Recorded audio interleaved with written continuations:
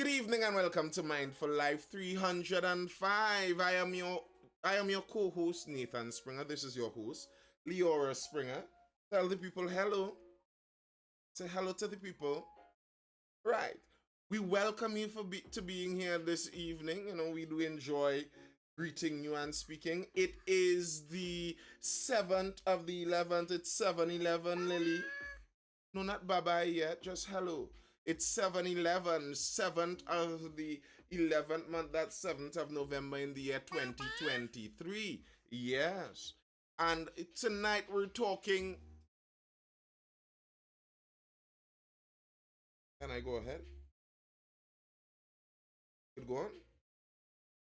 Can we go on now? Right. And tonight we're talking about, well, as we usually talk about in Trinidad and Tobago here, we're talking crime. We're talking crime, and in particular, a certain sordid bit of crime that came to the fore recently, came to the top, where one person was found guilty while, he wasn't even there at the moment. And some interesting stories are circling that whole incident with the first human trafficker found guilty. Good night to you and your beautiful host. Thank you, Fearless. Thank you. Let's jump in over on that story. And something I find very interesting with this, I'll say a statistic that matches well with this story when we get into it. Girlfriend, slow that down.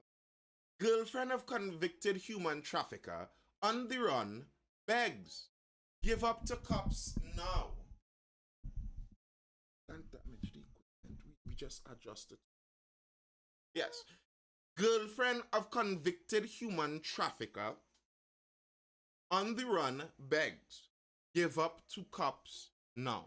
Now, to me, I find it very strange that you are out and out about being the girlfriend of a convicted human trafficker who was convicted of trafficking an underage girl.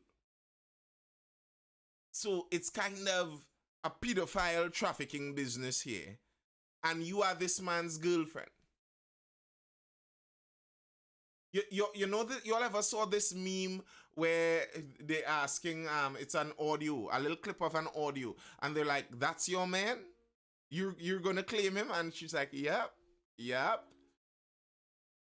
It's amazing. And there's a statistic that says convicted felons are statistically more likely to be fathers than people without conviction record. Convicted felons are statistically more likely to be fathers.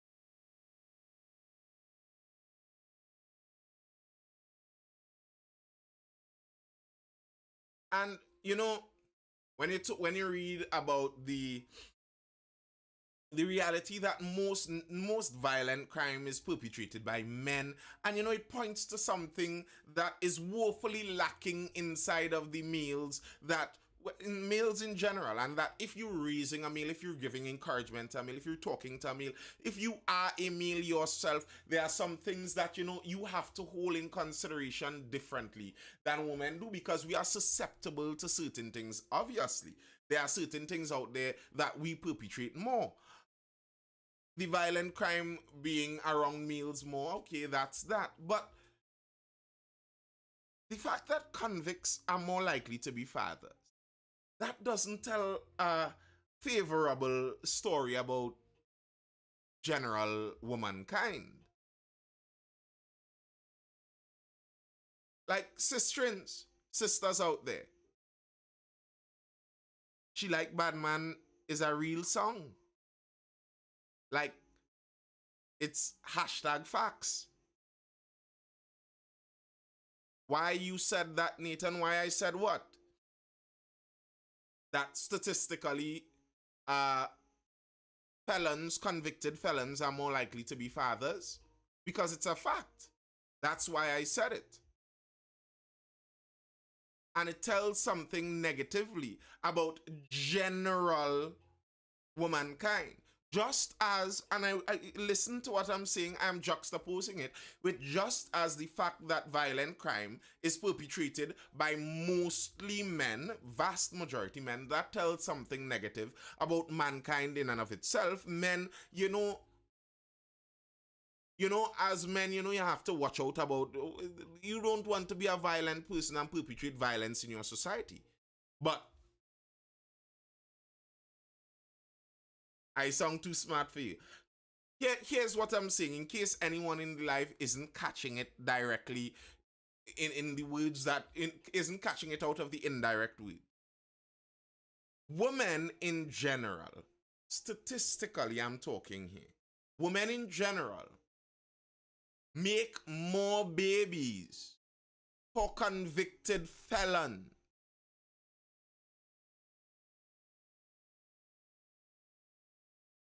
Most of these convicted felons inside of the prison have a baby girl on the outside waiting for them. And I don't mean a baby girl as in a daughter. I mean their own baby girl. My mama's nah. She holding it down for me on the outside. Well, of course you can, Orlando. That's why you should be here every time, every weeknight.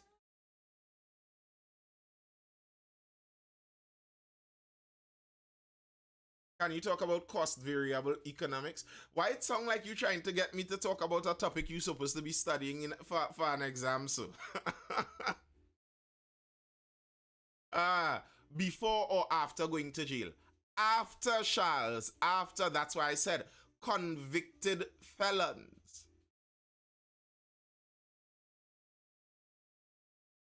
They're gonna call you a misogynist, but no, I'm not. I don't hate women at all. I am just talking about a fact that exists in the interactions between men and women. And the thing is, it's obviously just as the violence, just as most violent people are men, doesn't mean that all men are violent. The fact that many felons somehow still have women chasing them doesn't mean that all women chase felons, but it's something inside of womanhood that you all need to, make sure you're looking at. Yeah, Orlando feel he smart out there. Orlando feel he over smart out there. All right, the girlfriend of wanted convicted human trafficker wants him to surrender to the police if it's the right thing to do. Now, now how do you put a caveat in that? Your man is convicted of trafficking humans, and you're telling him surrender to the police if it's the right thing to, like, what do you mean if it's the right thing to do? How is that an if? Where's the if there? If it's the right thing to do. The attachment to pseudo masculinity is the problem, but narrative. Yeah, and one of the problems with that, as just as you rightfully say, the pseudo masculinity, and it's something that very often you see in younger women, regrettably, where some, and it's not a bad thing, it's a wise thing in general human relationships. I am not one against gender roles. I'm a firm believer in gender roles. So let that be a disclaimer one time. But it's a sensible thing on a woman's part. If you're looking for a suitable mate, you want someone who is able to protect you, who is able to stand up for you. So, you're looking for some confidence, some aggression, someone who could use aggression at the right time, etc., etc. And sometimes in immature younger women who don't have the experience, who don't have the knowledge, who don't have the wisdom, they could misinterpret what that arrogant, what that confidence and capability is, and look and find some just negatively aggressive men and suppose it's the same thing. So yes, there is some of that. So it's an interesting whole psychological discussion. Chenny Hotel Fat Man in pool parties with high. Oh geez, oh geez, oh geez. I'm not even reading that. The trafficker man, his name is Smith. Smith, 38, became the country's first convicted human trafficker after he was found guilty in absentia last Thursday of 5 offenses. He was initially charged with 26 offenses, including 17 charges of rape of a child, 5 charges of child prostitution, 3 charges of assault, and 1 charge of recruiting a child for the purpose of trafficking. The offenses are alleged to have been committed against a 16-year-old girl sometime between January and March 2015. Smith is alleged to have removed his electronic monitoring device and absconded in late September. Yesterday, his girlfriend, whose name was withheld for her safety, told Guardian Media that the comments she has seen on social media about him do not describe the person she came to know and began a relationship with. Why, Nisi? Nisi, talk to the young girls now. Nisi, talk to these young girls. Talk to the young girls. A young lady out here on national news semi-defending a human trafficker that is her boyfriend.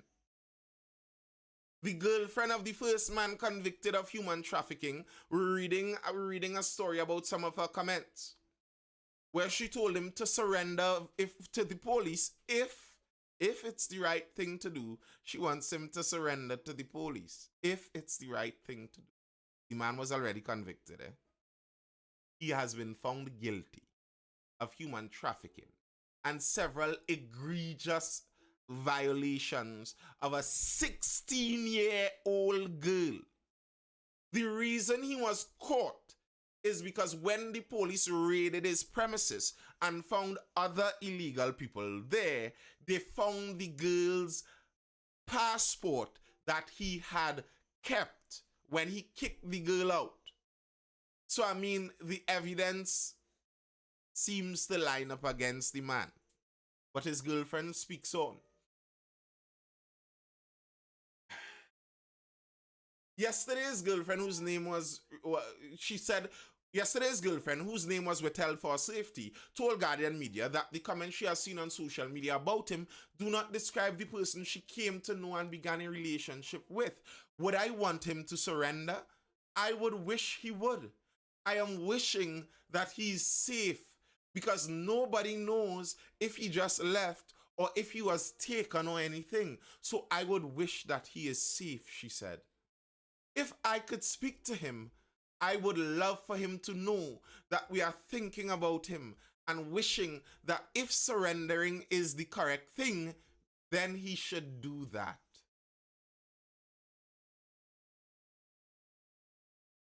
Paul Duncan, I will not have you.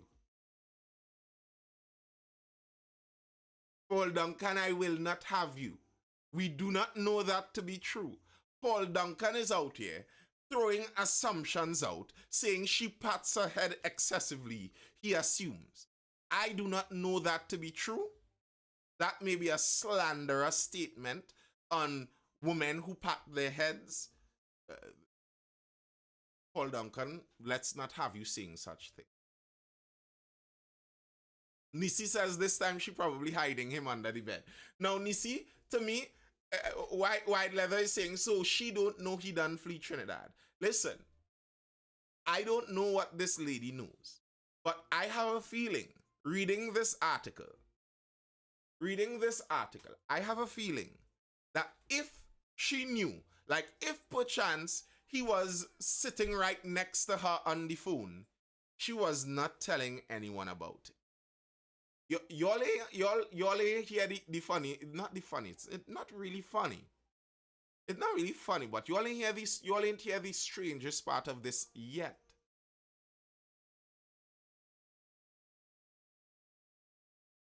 We have a police who went through some of the acts that he did with the young lady, and we spoke about some of that. The man was accused of being a horrible sicko of a man. That's granted.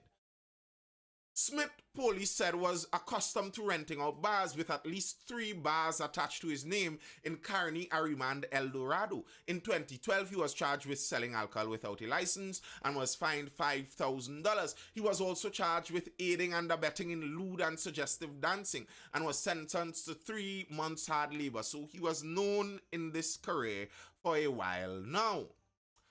Listen to this. Listen to this. Asked how old she was, given that the allegation was against a minor, Smith's girlfriend did not want to say.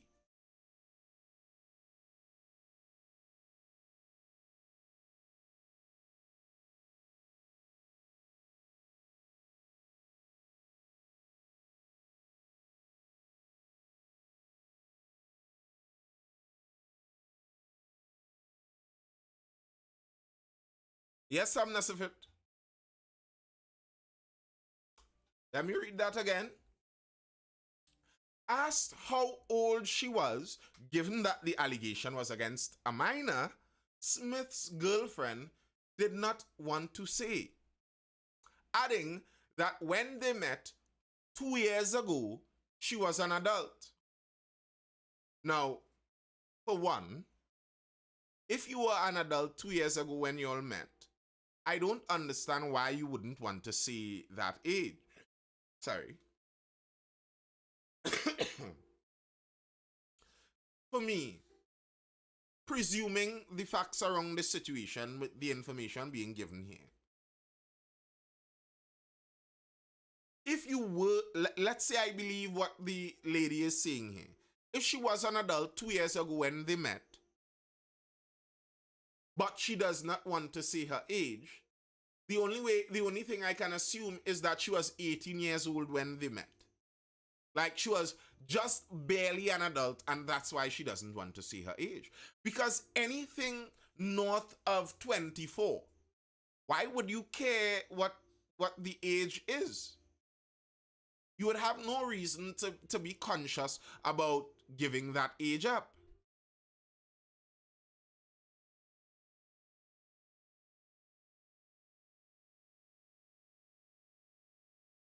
Now, here's the interesting thing. She said they met 2 years ago. We are in 2023. He was charged for well, it's not even alleged. He was charged with trafficking this child in 2015. This woman, maybe girl, we don't know her age, this woman, maybe girl, met this man while he was facing charges for this crime of trafficking a child already.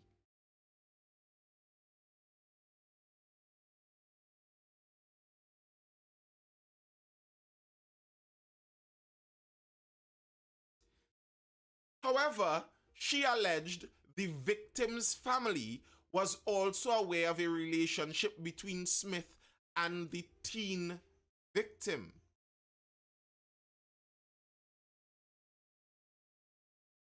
It would be interesting how she would even know something like this, seeing as she only entered the scene 2 years ago, and this alleged crime was from 8 years ago.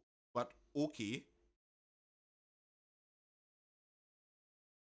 The woman lamented that the time between arrest and conviction was 8 years, with Smith spending 5 of that on remand and 3 years on bail. Most of the 3 years he was under house arrest. She said justice should have been swifter.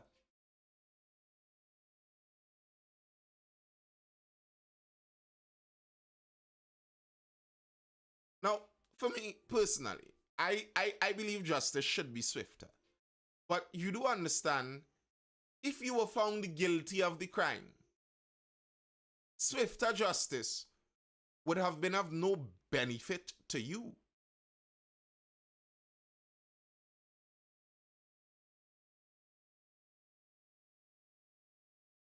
She added, I have been seeing a lot of comments where people are saying, why would you put a sex trafficker on bail?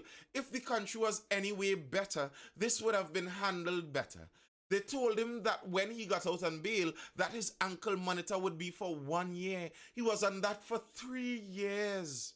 Why put somebody out with hopes of being able to work and live freely when you lock them down? This lady is speaking about a convicted child human trafficker. Lest anybody forget. Lest anybody forget.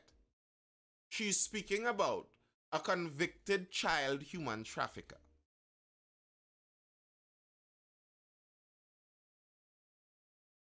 They were making it seem as though this case was very important. So why after 8 years, it is now important to you all? It should have been important from the first day. Smith, the woman said, was nothing like how the country was portraying him. She said to her, Smith was an absolutely wonderful person who took care of her when no one else cared for her. There is literally nothing bad that can be said. Before abruptly ending the call, the woman said she met Smith, a father of 3, on social media. At the time, he was under house arrest, and the two began living together up to his disappearance.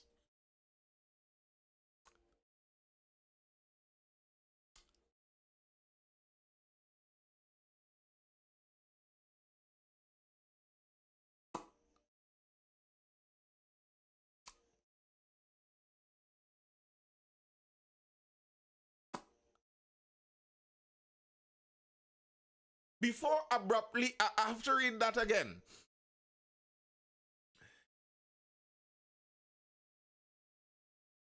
I have to read this again to make sure that everyone catching this. Before abruptly ending the call, the woman said she met Smith, a father of 3, on social media. At the time, he was under house arrest, and the two began living together up to his disappearance. Listen, how does that conversation go? How does the conversation go with a man under house arrest for him to convince you to come and live with him?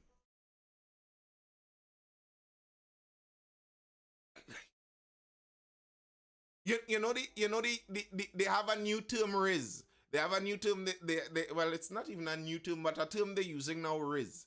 Like, bro, what level of Riz do you need to convince somebody, girl child, to come and move in with you while you are under house arrest for human trafficking? What?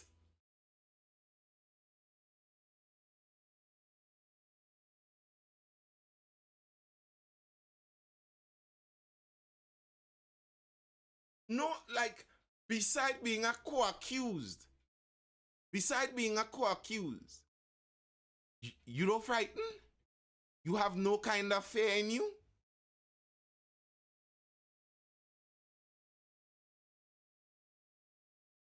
The real MVP. But you know, the real MVP, what you're saying is right, eh?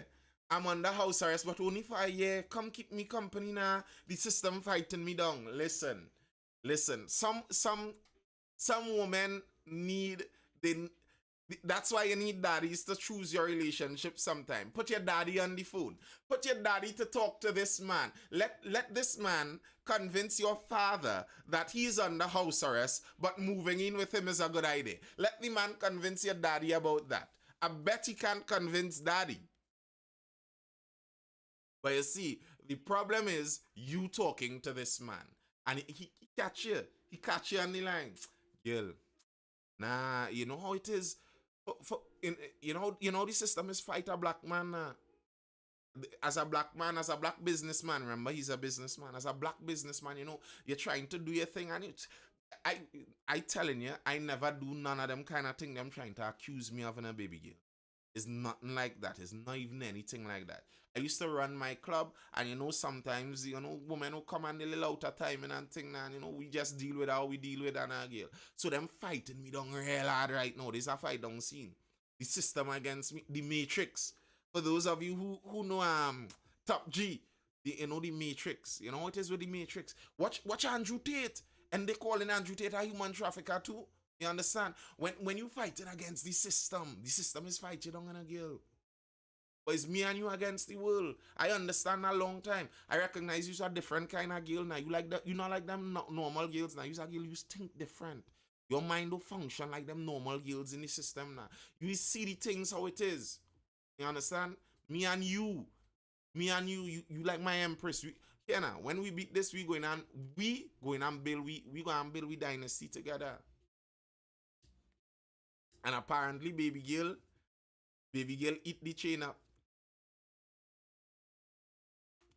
Baby girl hold long that chain up. Listen, I feel like if I was a woman and I eat that chain up, I not letting the world know. I not letting the world know. When Guardian call me and ask me, hello, are you the girlfriend of Mr. Human Trafficker X? No, wrong number. Sis, how you even form the words to semi-defend this? Like, these things beyond me. I just don't understand. You could nearly wonder. You could nearly wonder if part of the bars were, here the closing line in some of that, because he smelled the rat. He smelled the rat. He see the conviction book, and he say, because remember she moving with him now, baby girl. It look like them going and try and show me in jail because the information I have. Right now I holding information on all them big boys in. The kind of position I was in, the kind of circles I used to move in, the knowledge I have right now. They want to put me on the inside, but I know from the time them put me behind bars, them going and kill me too in a girl. Them going and kill me too in a girl, so I can't afford to go there now. So here what the scene is. I dive in. But don't worry, once I set up safe and thing, and I build up things, I go and send for you. You understand? And you and me go and start over fresh. So I diving out. So you had to borrow up some money from your brother and your auntie and your uncle them, and you'll give it to me now. Just borrow it for the while. So I telling you, kill me on the inside there in a girl. You go leave me, let me dead there, girl. And I feel Sistrin have hopes to go meet him. Sistrin have hopes to go meet him.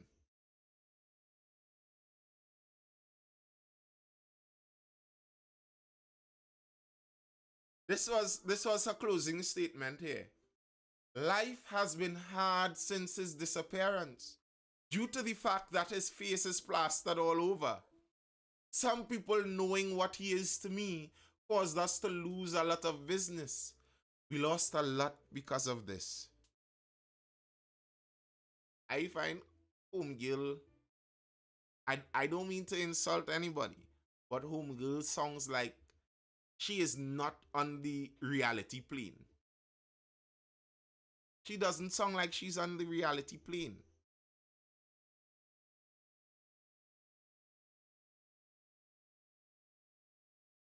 Life has been hard since his disappearance, due to the fact that his face is plastered all over. Never, Nisi. Never, ever. At all. But she said life has been hard.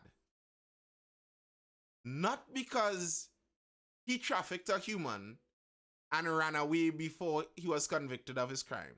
Life has been hard because, his face is plastered all over the place. And, real people see his face, and because of the bad name his face get, we lose real business. And, sis, you don't understand. The man has been found guilty of trafficking humans. You're talking about lost business? Guilty of trafficking humans. That's kind of the important part there. Somebody was saying, if we think the man is still breathing, and I wouldn't be surprised if he's dead. I wouldn't be surprised. But I don't know if allowing him to escape his ankle monitor before killing him was a better choice necessarily. So I don't know that it's necessarily so conspiratorial. I if I were to assume a level of percentage, I would assume most likely he is alive and he absconded. Most likely. Most likely. That's my most likely scenario. That is a true love story. She bank dry up, so yeah, she go say that. It is because right now he's just a missing person. No, right now he is a fugitive from the law. Right now he has already been found guilty. That is a guilty man running away. That's not just a missing person. But the thing is, this is the one he get caught for. How much he trafficked before that. Yeah, bear in mind, okay, this alleged thing that he was found guilty of happened in 2015. But he was charged with similar acts in 2012. And when they caught him, the reason they caught him was they raided one of his businesses and found women there. So, yeah.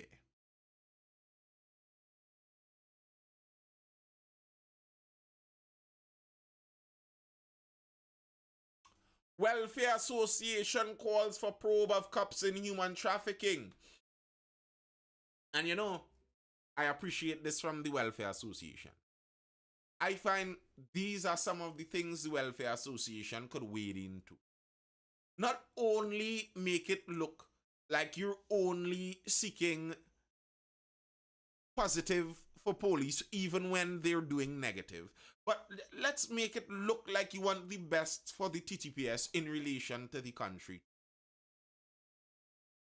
Trinidad and Tobago Police Service Social and Welfare Association President ASP Gideon Dixon says there should be an investigation into reports that a police officer was involved in the prostitution of a 16-year-old girl. He also wants officers in the electronic monitoring unit to be held accountable for convicted human trafficker Anthony Smith slipping out of his ankle bracelet and vanishing.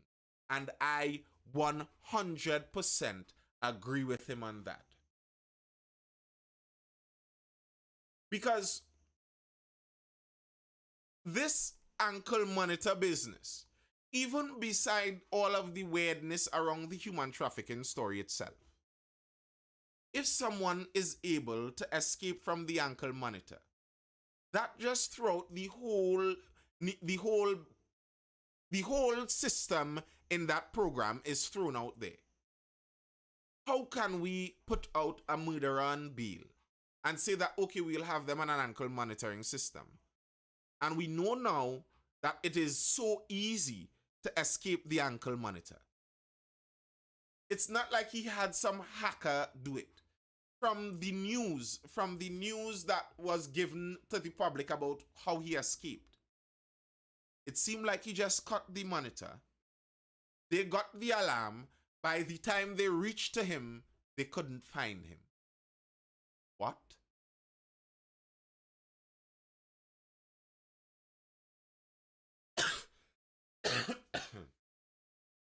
Nothing is flawless. Even in the United States, people cut off the ankle monitors. The United States is magnitude to the nth power times bigger than Trinidad in landmass and population. There are multiple states where crossing state lines could make things more complex. There are country borders that are land borders where you just need to walk across. Cutting an ankle monitor in the United States is not the same thing as cutting an ankle monitor while under house arrest in Trinidad and Tobago in Tunapuna.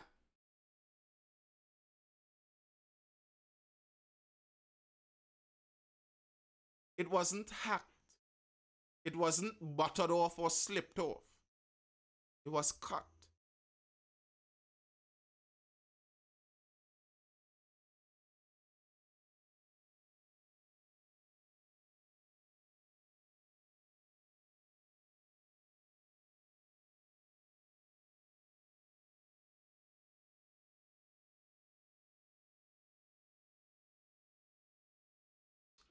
Dixon believes the electronic monitoring unit should also face public scrutiny given that they were tasked with keeping track of Smith.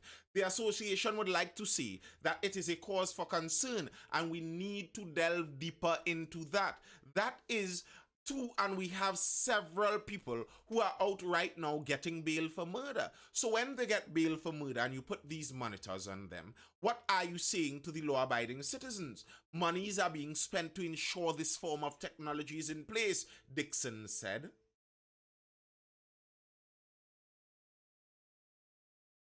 Shouldn't tampering with it cause a trigger of some sort at headquarters? Well, according to the story Wide Leather, that's what I was saying. They said there was an alarm that was triggered. And when the police investigated, he was gone. Somehow, in between cutting his monitor and the police arriving, he was able to disappear without a trace. I think the faces of persons wearing ankle monitors should be plastered all over so the public is aware who they are. Mr. Says people actually believe that story. Well, here's the thing, Mr. It's not about whether I really and truly believe the story or not in that sense. It's about that's the story that the police gave as their corroborating story.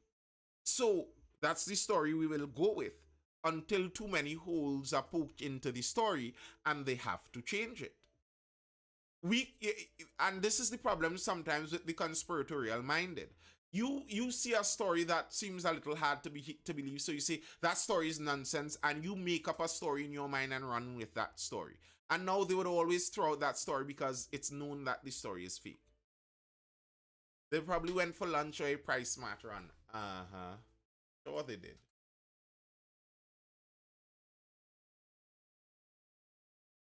The counter-trafficking unit in all of this noted that, police involvement in this whole affair is actually not a very strange thing. It's pretty common. When the United States put us on a list and had us pretty low down dealing with human trafficking, one of the points that the United States raised in their complaint against us, as it were, was the fact that police officers are widely known to be involved in this trade, making it something very difficult to really clamp down on. How do you clamp down on something when the people that are supposed to be clamping down on it involved? How do you work that? And that's why I appreciate that the Police Social and Welfare Association, Welfare and Social Association, they added their voice to the voices speaking about where it seems like there are some discrepancies in there. Like, to me, police should be the most fervent haters of corrupt police. No one should hate corrupt police more than other police, to me. And speaking of police and other police and police working against police and police working for police, etc., here's an interesting bit of story. An interesting story. Hostile witness. Fearful for her safety. The state's main witness in the 2011 police killing of 3 persons in Barrackpore refused to give evidence yesterday when the matter was called at the Hall of Justice, as she is concerned for her safety. The trial of Sergeant Kemrad Sahadeo, PC Ronald Rivero, PC Glenn Singh, PC Roger Nicholas, PC Safraz Juman, and PC Antonio Ramdahin resumed before Justice Carla Brown Antwine. They are charged with the murders of Abigail Johnson, 23, Alana Duncan, 28, and Karen Fingers Eccles on July 22nd, 2011 in Barrackpore. The 6 officers are being represented by a team of attorneys, yada, yada, yada. WPC, that's Woman Police Constable, Nicole Clement, who was the state's main witness, appeared yesterday and took the stand, but she quickly and repeatedly informed the court, "I will not be giving evidence." She was pressed several times by the lawyer, and each time she respectfully declined to respond to his questions. She said that she was not giving evidence because of safety and security concerns. Talib, we're going to get to that. But consider this. This is a police officer giving evidence against other police officers. And she says she can no longer give evidence because she's afraid for her safety and security.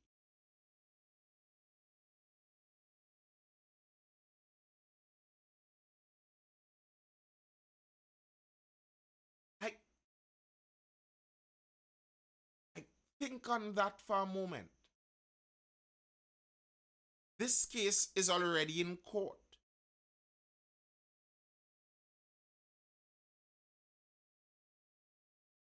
It's how many officers got shot by accident in stations over the years. I don't know. But this is a case already in court.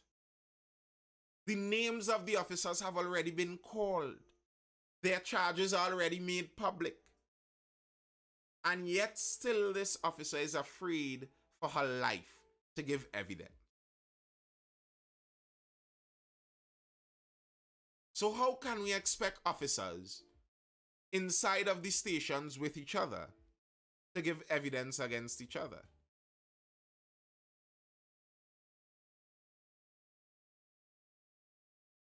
If inside the court, the police are afraid to give evidence against police, what would happen outside of the court system? How can we expect the police service to be cleaned up? When they call for any investigation, when any investigation happens where police investigate police, how can we expect an honest investigation if we can look right now at a court case in the nation's courts and see that police are afraid to give evidence against other police?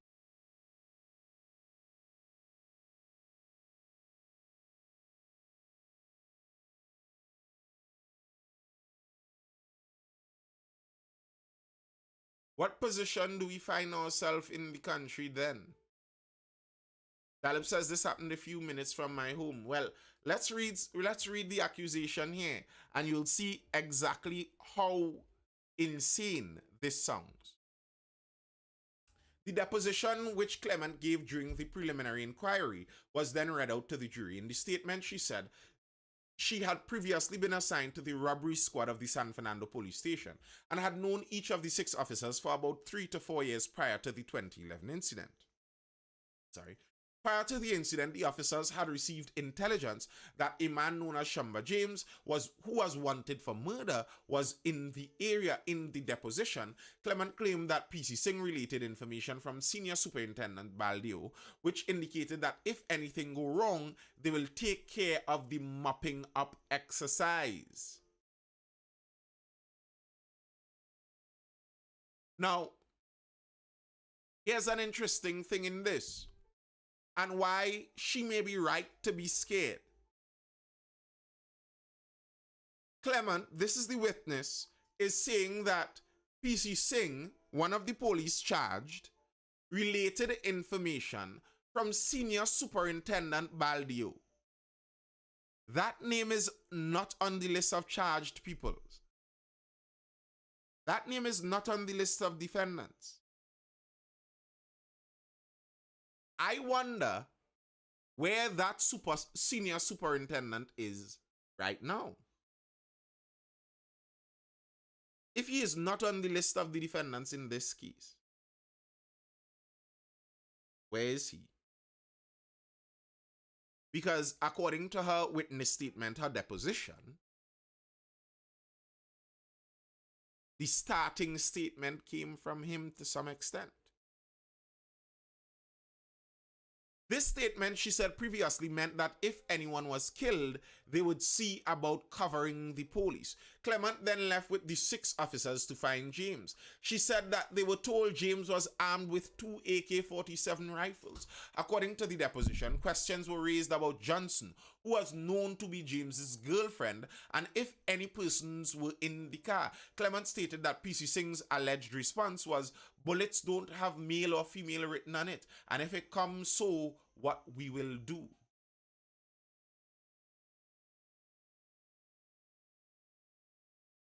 If he didn't directly say go murder anyone, well, I understand that's why he may not be charged, but that's irrelevant to the point I am making. I am not asking about the evidence in the case whether he could be charged or not. I am not saying they did a wrong thing in not charging him or anything like that. I am talking about why this WPC may be exactly in her correct mind to be very fearful.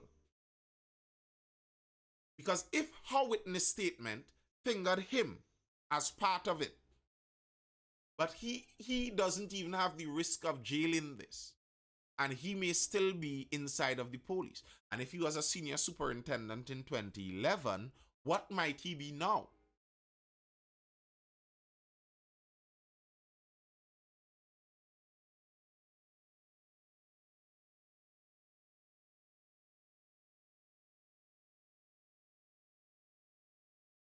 Paul.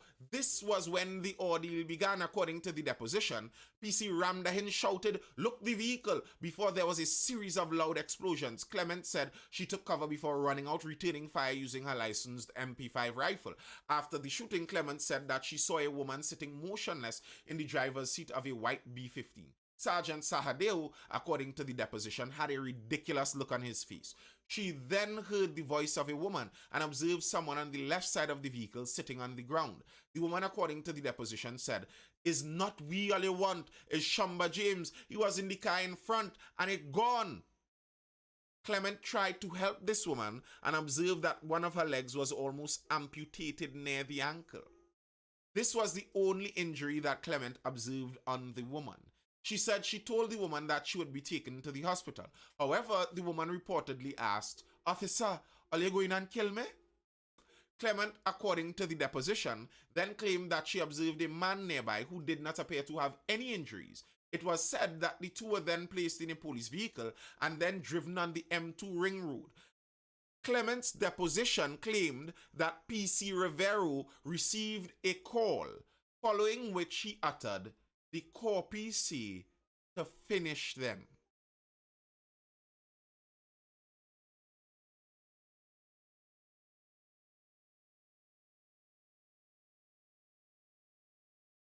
Now, I am interested to know, when he says allegedly in this deposition, the copy said to finish them, which copy is he talking about?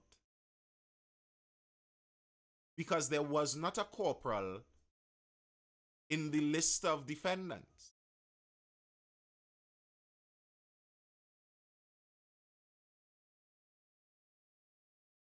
No scene, positive, no scene.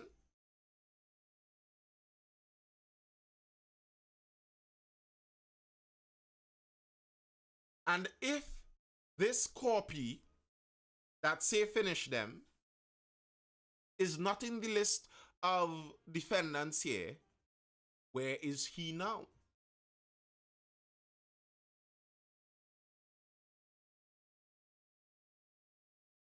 She later clarified that she took that to mean kill them.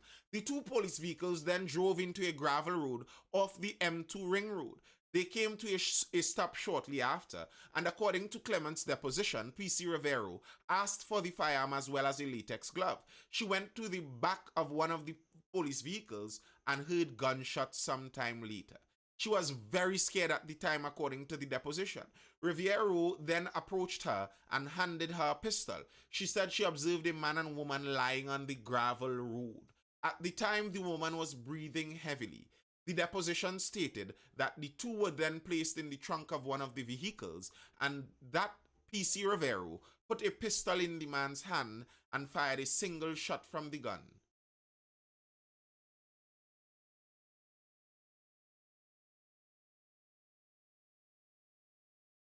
This is a case in Trinidad and Tobago right now. That witness statement was given by a woman police constable who was there on the team. Hi, Shy Guy.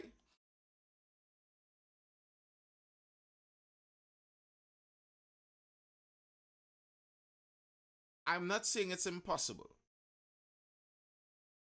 but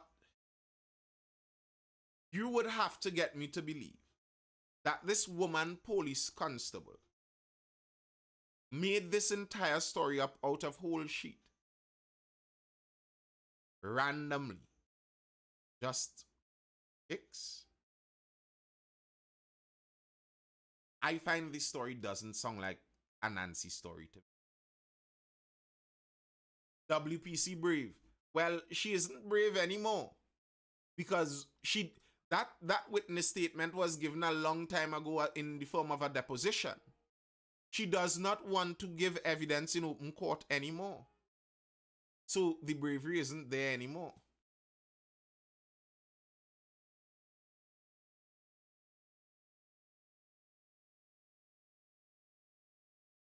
That's inside of our police service.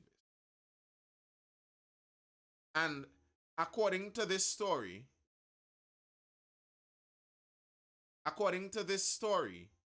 the three people they murdered had nothing to do. Well, not nothing, but they were not even the people or the person they were looking for. She was good brave to begin with. Yeah, I could even understand that, you know. Listen, if you went through what she said she went through there, I could imagine if you're not an evil person, that is something that will haunt you, you know. That is something I don't think you, if you're not an evil person, that's not something that you would be able to sleep comfortably with it playing on your mind over and over and over. Remember, she said the woman asked her, officer, are you going and kill me? Can you imagine that playing in your head? The woman asked you, officer, are you going and kill me? You say, no, no, no, you're going in the hospital. We're carrying the hospital. And then you watch that woman murdered 15 minutes later by a man that you then have to sit next to while you're going back to the police station. And all you're going for drinks later. You sit down sipping your stag later. You can't even drink it. It's sticking in your throat. Because you know these men that sit down laughing with you murdered people in cold blood. You are sitting next to murderers.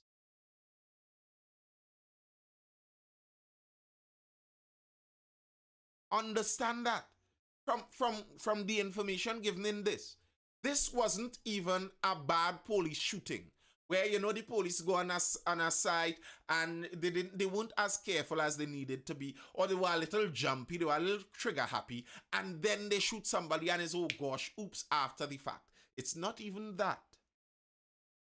The allegation here is cold-blooded, premeditated, assassination style murder. CTPS full of murderers, that's normal for them. I don't doubt it. But, good night, Roger. But for the WPC, that may have been a shocker. So I could understand how, you know, in the earlys, you could be very firm on wanting to give evidence, wanting to see what you saw. And then who knows where she was caught in it, if she was in between a rock and a hard place. But then, now, a couple years down the road, a decade past,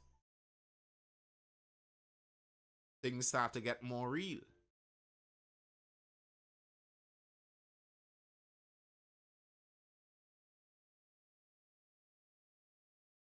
Another story similar to that, but I guess with a happier ending. Woman wins malicious prosecution case against state. A woman won her case against the state for malicious prosecution. Sorry. After she was charged in 2015 with drug and ammunition offenses. Stephanie Sahadeo's matter was heard before Justice Frank Sipasad on Monday. 8 years ago, Sahadeo, her husband, and 3 of her in-laws were charged with possession of cocaine and marijuana for the purpose of trafficking. They were also charged with possession of ammunition. The police had found the items in a bag under a garage to the side of the Princestown house on April 15, 2015. Sahadeo, her husband, and their 3 children occupied an apartment on the premises, which was owned by her husband's parents. Now, this is a next case where it's strange.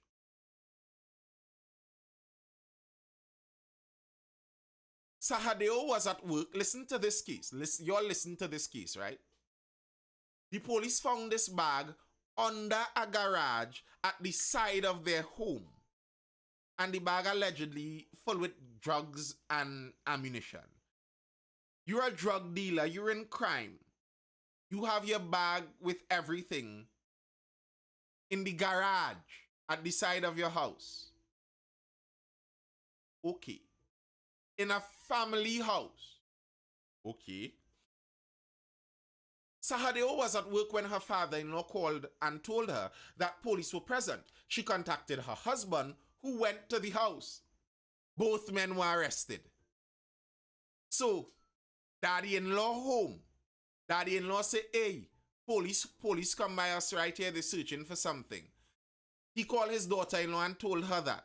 The daughter-in-law called her husband. Her husband, honey, police home by us, police home back with your father. Go and check and see, and go and check if pops and everything okay. So her husband goes home, meets up with his father, and both of them get arrested and carried down to the jail. Father and son. All right? The following day, when Sahadeo went to the police station with her mother-in-law to inquire about their husbands, she was arrested. She was later charged and pleaded not guilty before the court. The matters against her were eventually dismissed. Whole family went down. In her civil proceedings before Justice Frank Sipasad on Monday, Sahadeo was represented by her attorney. Sahadeo, a personal assistant to a vice president of a company, testified and called her husband, a police officer, as a witness.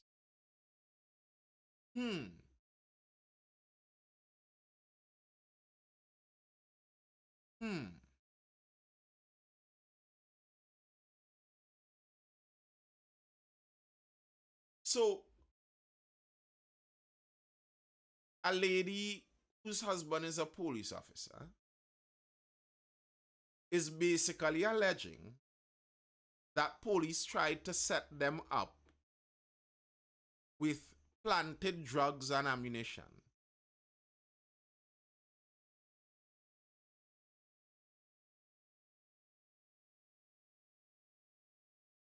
The 2 possible outcomes of a situation like this are both extremely scary to the average citizen of Trinidad and Tobago. Because it's either one, this police officer and his whole upstanding family, with his wife working as an assistant to a vice president, his mother and father obviously together because they were both living in the same house. So family units living together, and it's a police officer, and they're running a drug enterprise out of that building. It's either that is very scary right there. That's a scary thing right there. Either that's the case, or this upstanding police officer from a respectable family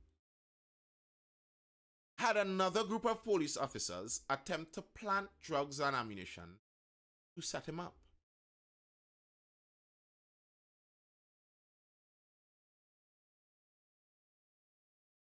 Which one of those outcomes do you think is better for Trinidad and Tobago?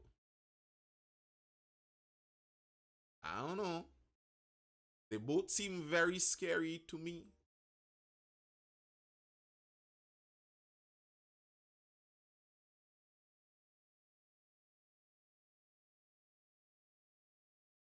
They did arrest the officer. They did. I didn't read all the details. They arrested. They arrested the officer because he was the son. They arrested the father and the son. They arrested him too. But all the charges were eventually dismissed. So what? Whose drugs and ammunition was it?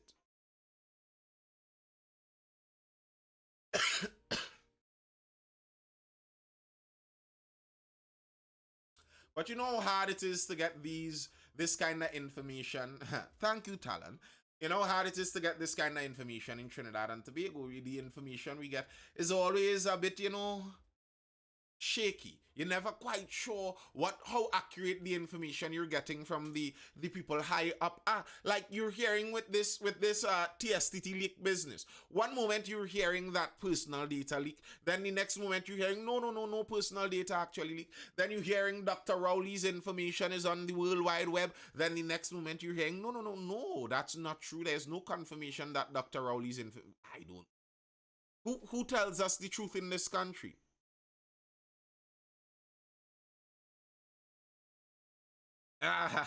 Well, that's a cynical view, Dalip Jairam. That's a cynical view.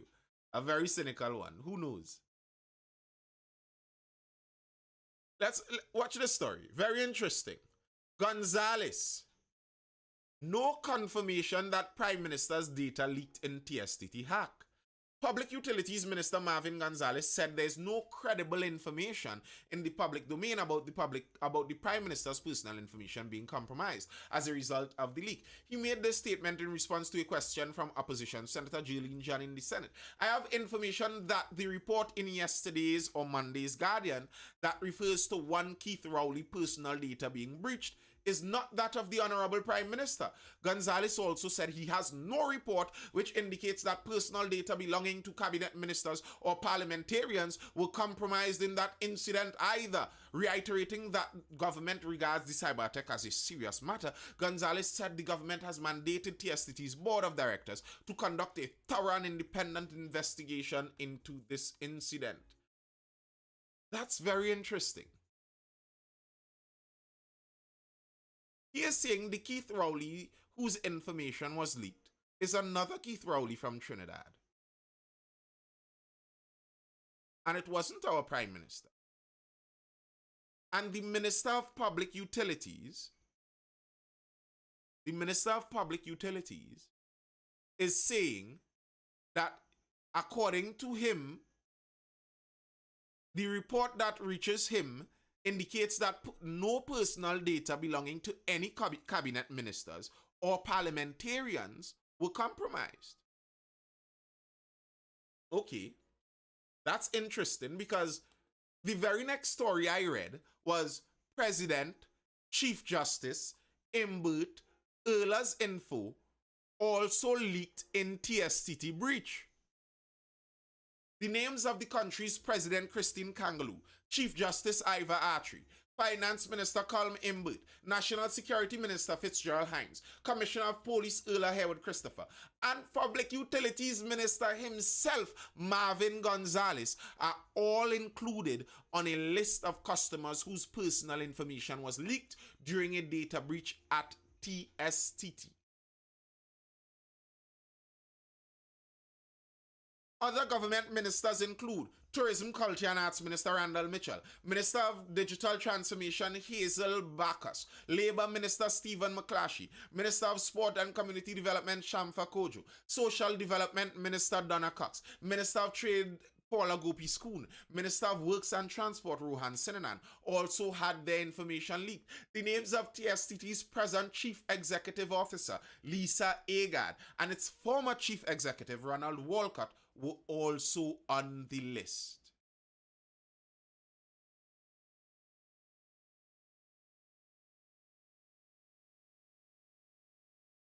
I guess, according to the Public Utilities Minister, all of these are also doppelgangers. They're just random people who all share the same name of Colm Imbert, Randolph Mitchell, Fitzgerald Hines. Like Fitzgerald Hines? How many Fitzgerald Hineses do we have in Trinidad and Tobago? How? Do you know another Colm? Anybody in Trinidad knows another Colm?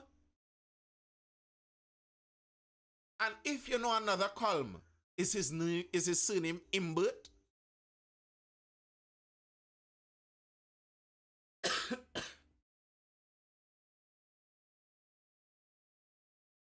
And you know what the Minister of Public Utilities did there is part of the problem from the jump. That was part of the problem from the jump. Why are you denying things that you don't know about? All you're doing when you're doing something like that is eroding the trust. You are not convincing people.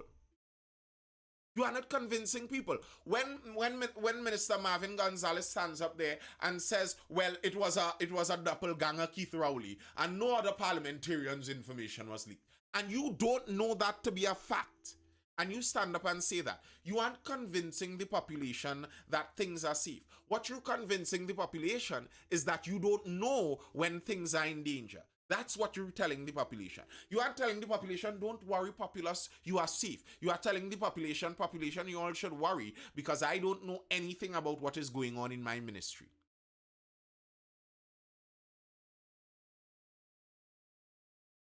Earl Panton says we are behaving as though a data leak is new to the world or something unique to Trinidad. No, Earl Panton. No.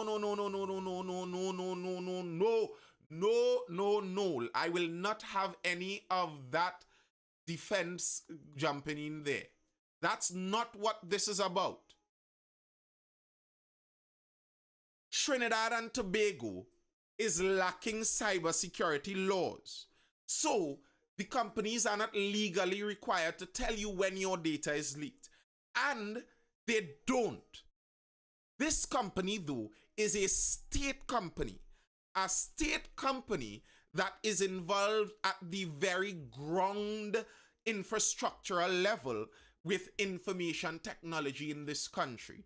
If they are compromised totally, we don't even know how far that compromise could be. Who knows how many banks depend on TSTT's security to work their systems? The problem with this was not just the data breach and hack. The data breach happened sometime probably before October. The leak happened on October 9th. 3 weeks passed. TSTT said nothing.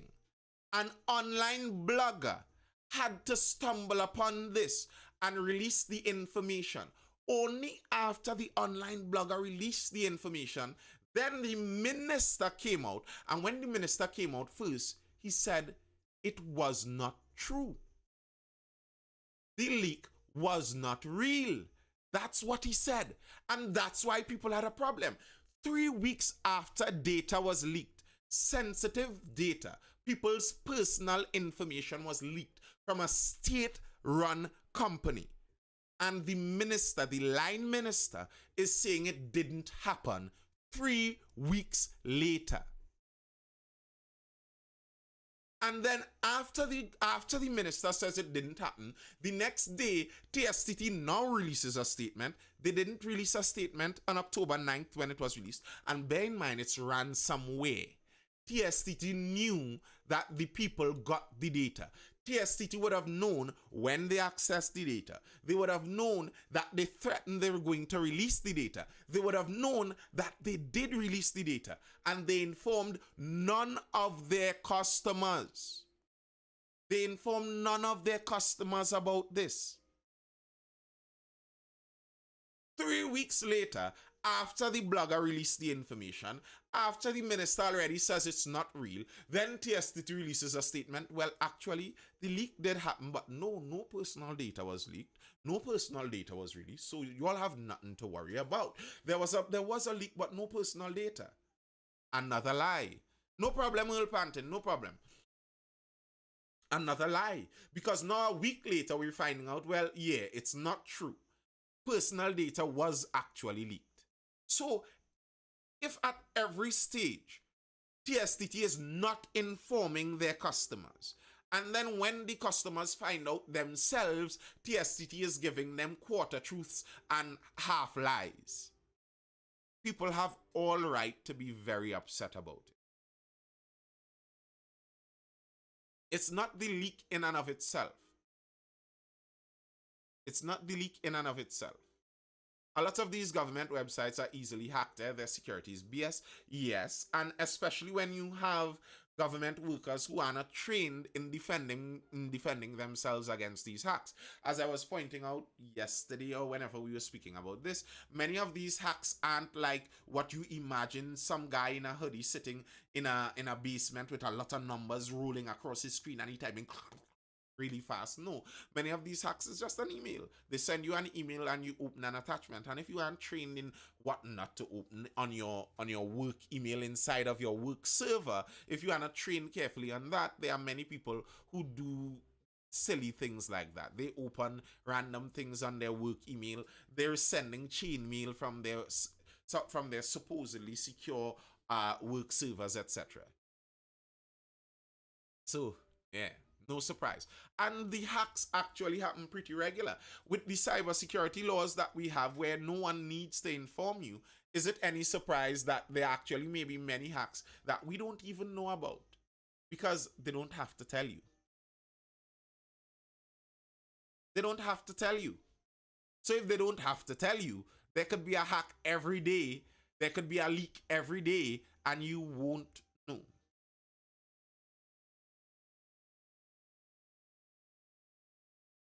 They won't tell you. All right, people, even Massey got hacked. Yes, many people got hacked. Massey got hacked, Ansa McCall got hacked, the Ministry of Legal Affairs got hacked, the Attorney General's office got hacked, and these are just the ones that we know about. The RHA, one of the RHAs got hacked. Imagine that. One of the healthcare associations got hacked. So it's not uncommon, especially in our country. But, to some extent, people talk about your personal data leaking on the dark web. That's not a good thing, but to some extent, your personal data is flowing out on the bright web too. Your personal data doesn't need to leak out on the dark web. It's flowing openly on the bright web out here. Many people are giving away their personal data anyway, so it's not like it's any big secret. And government want to go fully digital. Well, yeah, good luck with that. What's going on with the Ministry of Digital Transformation? The last I heard from the Ministry of Digital Transformation is that they require legislation in order to really do their work. And well, pass the legislation for goodness sakes. That ministry has been around how many years now? And what have they done? There are many more hacks than you think, but persons will lose their jobs if info got out. Well, let them keep all the secrets and see where it would get them. Yeah, I know there are many hacks, especially private companies. There are private companies losing 100,000 here, 200,000 here, and they wouldn't want to release all of that information. Sometimes it's embarrassing. Sometimes it shows a compromise in security that they don't want their customers to find out. But it's a known thing. There are private companies that get taken regular. They send an invoice to a foreign company, and they don't double check what they're doing, and they end up sending a payment out to some random hacker in the back of wherever he is. So yeah, those things happen. People don't realize their data can be very detrimental to them. Yes, it can. And even if you don't have a bank account, you don't have anything like that, your personal identity could be used to create another human somewhere in the world, and then you have a record of doing some things that you have never done because there was another human with your identification doing something somewhere. It is costing the country money, millions, of course it is. Millions, I have no doubt about it. All right, people. If there are no further questions or comments, would foreign investors feel comfortable with this in the diaspora? No, they will not. And that's the problem with things like the cybersecurity bill that we are sticking on. That's something that will hold up foreign investment. How would a foreign investor feel coming into a country where you are open prey to the elements, the dark elements of the internet? I saw Digicel use the moment to advertise their cybersecurity packages, and Digicel is focusing in on cybersecurity. So maybe there might be a free market solution for some of this. Some people recognizing the danger that Trinidad is in with the cybersecurity business will provide a service for it. Who knows? But as it stands, it's scary. Scary. All right, people, that's all I have for now. I hope you're educated, informed, or entertained. This has been the Mindful Live show. I will see you guys again for the next Mindful Live, which will be tomorrow evening at 9:30. Tomorrow is Wednesday, so I'll see you all at 9:30, 9:30 tomorrow.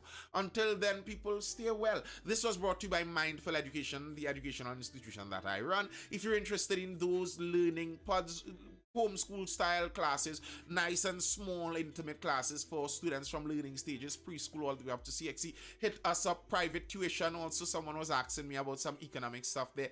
We have private tutors for that. If you need someone to give you that one-on-one attention, contact us and we'll send a tutor out there for you. Most CXC and Cape subjects offered. Until tomorrow night, folks, laters, be well. I'm out. Peace. Bye.